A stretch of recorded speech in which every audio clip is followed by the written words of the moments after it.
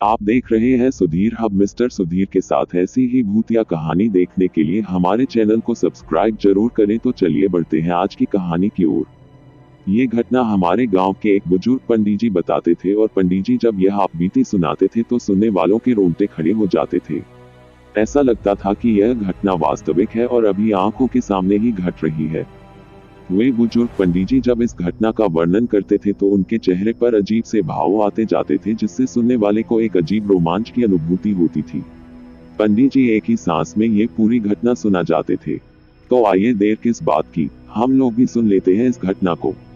थोड़ा सा इंतजार और कर लेते हैं। सीधे कहानी पर पहुंचने से अच्छा है कि कथानक को मजबूती प्रदान करने के लिए थोड़ी पृष्ठभूमि पर भी नजर डाल लेते हैं।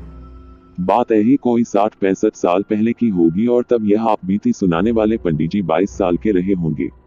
उस समय हमारे गांव के लोग बाजार करने के लिए पत्थरदेवा या तरकुलवा जाते थे। वैसे आजकल कंचनपुर ही क्यों, हर छोटे बड़े चौराहों पर बाजार लगनी शुरू हो गई है। हमारे गांव के लोगों को पत्थरदेवा सीधा पड़ता लगता है, जबकि तरकुलवा थोड़ा सा उल्टा। आजकल तरकुलवा में शनि और मंगल को बहुत ही बड़ा बाजार लगता है। दूर दूर के व्यापारी यहाँ आते हैं और अनाज आदि की खरीदारी करते हैं। तो शनि और मंगल को हमारे गांव के किसान लोग तरकुलवा का रूप करते हैं, पर दैनिक उपयोग में आने वाली वस्तुओं की खरीदारी यानी नून, तेल, मिर्च, मसाला आदि के लिए हमारे गांव के लोग पत्थरदेवा ही जाते हैं। हाँ, एक अंतर जरूर आ गया है। आज बाजार करने लोग खुरहरिया रास्ते, पगडंडियों आदि से पैदल नहीं जाते, बल्कि पक्की सड़क से होकर जाते हैं, और वह भी वाहन आदि पर सवार होकर, जबकि पिछले समय में लोग पैदल और वह भी खुरहुरिया रास्ते से तिरछे बाजार करने जाते थे ताकि जल्दी से पहुंच जाएं। ये खुरहुरिया रास्ते लोगों के आने जाने से अपने आप बन जाते थे। उस समय ये खुरहुरिया रास्ते या पगडंडियां बहुत ही सुनसान हुआ करती थी और मूंज आदि छोटे मोटे पौधों से कभी कभी ढक जाती थी। दोपहर और दिन डूबने के बाद तो इन खुरहुरिया रास्तों और पगडंडियों पर कभी कभी ही कोई इक्के दुक्के आदमी दिखाई दे जाते थे। इन खुरहुरिया रास्तों और पगडंडियों के अगल बगल में कहीं कहीं दूर तक फैले हुए खेत होते थे, तो कहीं कहीं भयावह बियाबान, छोटे मोटे जंगल या पुरखे पुरनियों द्वारा लगाए हुए बाग बगीचे। उस समय हमारे गांव के लोग पत्थरदेवा इसी प्रकार की एक पगडंडी से होकर जाते थे, जो एक नहर को पार करते हुए सुनसान बाग बगीचों, मुंजहानी आदि से होकर गुजरती थी। हमारे गांव से पत्थरदेवा की दूरी लगभग 1 कोस है, पर आज ये दूरी बहुत ही कम प्रतीत होती है, क्योंकि सड़कों के निर्माण के साथ साथ बीच बीच में बहुत सारे भवनों का निर्माण भी हो गया है, जिसके कारण हमारे गांव से पत्थरदेवा के बीच छोटी मोटी दुकानों से लदे कई स्थान बस गए हैं। आजकल जंगलों, बाग बगीचों आदि को काटकर समतल खेत या पक्के घर बना दिए गए हैं। यानी सब मिला जुला कर कहूं तो पत्थरदेवा हमारे गांव से ही समझिए दिख रहा है। तो आइए अब मझिया वाले बाबा की जयकार करते हुए हनुमान जी की दुहाई देते हुए सीधे कहानी की ओर रुख करते हैं। पंडित जी की उस रोमांचक भूत ही कहानी को अब और भूत ही न बनाते हुए सुना ही देता हूँ। एक बार की बात है कि हमारे गांव के वे पंडित जी पत्थरदेवा बाजार करने गए। दिन ढल चुका था और शाम हो गई थी। पत्थरदेवा में उनका ममाहार भी था। बाजार में उनके मामा मिल गए और उन्हें घर चलने के लिए आग्रह करने लगे। पंडित जी ने कहा कि फिर कभी आऊंगा तो घर पर चलूंगा, अभी मुझे कुछ जरूरी सामान लेकर घर पर जाना है, क्योंकि मैं अक्सेरवा अकेला आदमी हूँ और घर के साथ गाय गोरू की भी देखभाल करनी है। पर पंडित जी के मामा माने नहीं और उन्हें अपने घर पर लेकर चले गए। पंडित जी जल्दी जल्दी में मामी का दिया हुआ भुजा भरी खाए, रस पिए और फिर आने का वादा करके वहां से चलने को हुए।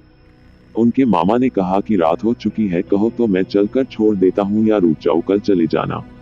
पर पंडित जी को तो अपनी गाय दिखाई दे रही थी, जो दोनों जून लगती थी और एक वक्त यानी एक आदमी के अलावा वह दूसरे को दूधने नहीं देती थी, खो गई थी। पंडित जी अपनी निडरता का परिचय देते हुए मामा से बोले कि मैं अकेले चला जाऊंगा, आप कष्ट न करें। इतना कहकर पंडित मामा के घर से निकलकर अपने गांव की ओर चल दिए। अब लगभग रात के 9 बज चुके थे। जिस पगडंडी से होकर हमारे गांव के लोग पत्थरदेवा आते जाते थे, वह पगडंडी एक बहुत ही घनी और भयावह बगीचे से होकर गुजरती थी। इस बगीचे में आम, महुआ, जामुन इत्यादि पेड़ों की बहुलता थी, पर बीच बीच में कहीं कहीं बरगद जैसे बड़े पेड़ भी शोभायमान थे। इस बगीचे को मझिया वाली बारी के नाम से जाना जाता था। यह बारी बगीचा सिधावे नामक गांव के पास थी। आज भी इसका नाम वही है, पर इसका अस्तित्व खत्म होने की कगार पर है। लगभग सारे पेड़ काटे जा चुके हैं। आज हम भले कहते फिरते हैं कि एक पेड़ 100 पुत्र समाना, पर मन का भाव रहता है 100 कांटों पर एक भी न लगाना। शायद हमें पता नहीं कि इन पेड़ पौधों की हत्या कर हम अपने वजूद को ही मिटाने पर लगे हुए हैं। जब हमारे गांव के पंडित जी इस बगीचे में पहुंचे तो उनकी हिम्मत जवाब देने लगी। उनकी सांसें तेज और शरीर पसीने से तरबतर। कारण ये था कि पगडंडी पर आगे भूत प्रेतों का जमावड़ा था और वे चिक्का, कबड्डी आदि खेल खेलने में लगे हुए थे। उन भूत प्रेतों के भयावह रूप, उनकी चीख पुकार, मारपीट किसी भी हिम्मती और हनुमान भक्त को भी मूर्छित करने के लिए पर्याप्त थी। पंडित जी की सुने तो लगभग 100 से ऊपर भूत भूतनी थे और ऐसा लग रहा था कि मेला लगा हुआ हो। भूत प्रेतों की डरावनी आवाज सुनकर ऐसा लगता था कि कलेजा मुंह को आ जाएगा। पूरा शरीर कांपने लगा था। मुंह से आवाज भी नहीं निकल पा रही थी कि हनुमान चालीसा ही पढ़ा जाए। पर ये भूत प्रेत पंडित जी से अनजान होकर खेल खेलने में ही लगे हुए थे। खैर पंडित जी भी बहुत ही हिम्मती थे और रात रात को खेतों आदि में रहकर पटौनी, सिंचाई आदि करने के साथ ही आवश्यकता पड़ने पर ये खेतों में बस खटिया डालकर सो भी रहते थे। पंडित जी थोड़ी और हिम्मत किए और एक पेड़ की आड़ में खड़े होकर तेज सांसों से मन ही मन हनुमान जी को गोहराने लगे। उनकी सांस तो बहुत ही फूल रही थी, पर करे तो क्या करें। वे अपने सांसों पर काबू करने के साथ ही यह सोच रहे थे कि कब ये भूत रास्ते से हटे और मैं लंक लगाकर भागूं। तभी उन्हें कुछ याद आया और वे मन ही मन हंसे। उनके दिमाग में कौंधा कि अरे ये तो मझिया वाले बाबा का क्षेत्र है, फिर मैं क्यों डर रहा हूँ। अभी वे मन ही मन यही सोच रहे थे कि तभी अचानक उनके कानों में खड़ाओं की चट चट की आवाज सुनाई देने लगी। खड़ाओं की आती इस आवाज से उनका डर थोड़ा कम हुआ और कुछ हिम्मत बढ़ी। धीरे धीरे वह आवाज और तेज होने लगी और देखते ही देखते उनके पास एक स्वर्ण शरीर का लंबा चौड़ा व्यक्ति, जो केवल एक सफेद धोती पहने हुए था और उसके कंधे से सफेद गमछा झूल रहा था, प्रकट हुआ। उसके ललाट का तेज उस अंधियारी रात में भी स्पष्ट दिख रहा था।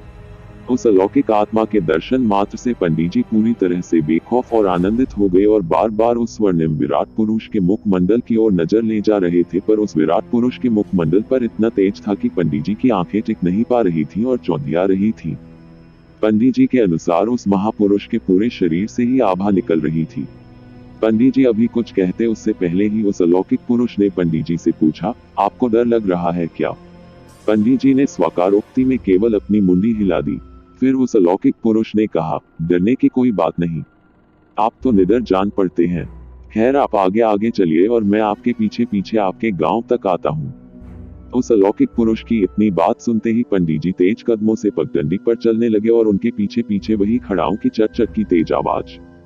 दूर दूर तक भूत प्रेतों का नामो निशान नहीं और अब पंडित जी भी निडर मन से अपने मार्ग पर अग्रसर थे।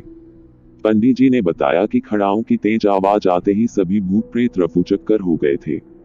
जब पंडित जी गांव के पास पहुंच गए और गांव के पास की नहर को पार कर लिए तो घूमकर उस अलौकिक आत्मा से तेज आवाज में बोले कि बाबा, अब मैं चला जाऊंगा, आप अपने निवास पर वापस लौट जाएं। मेरे कारण जो आपको कष्ट हुआ उसके लिए क्षमा चाहता हूँ।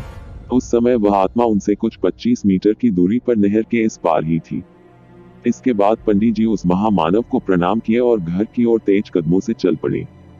उनको कुछ दूरी तक तो खड़ाओं की आवाज सुनाई दी, फिर कुछ देर बाद वह खड़ाओं की चटचट आवाज अंधियारी रात के नीरव में कहीं खो गई। पंडित जी उस अलौकिक आत्मा का मन ही मन गुणगान करते हुए घर पहुंचे।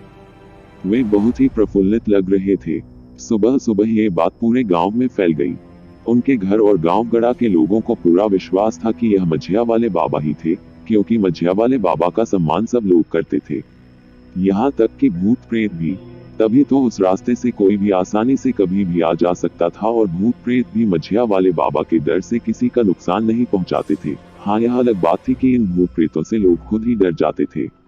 धन्य है भारतीय संस्कृति, जिसे हर वस्तु में देवत्व नजर आता है। हर बगीचे आदि का एक अधिकारी देव होता है। तो मझिया वाली बारी के देवता थे मझिया वाले बाबा।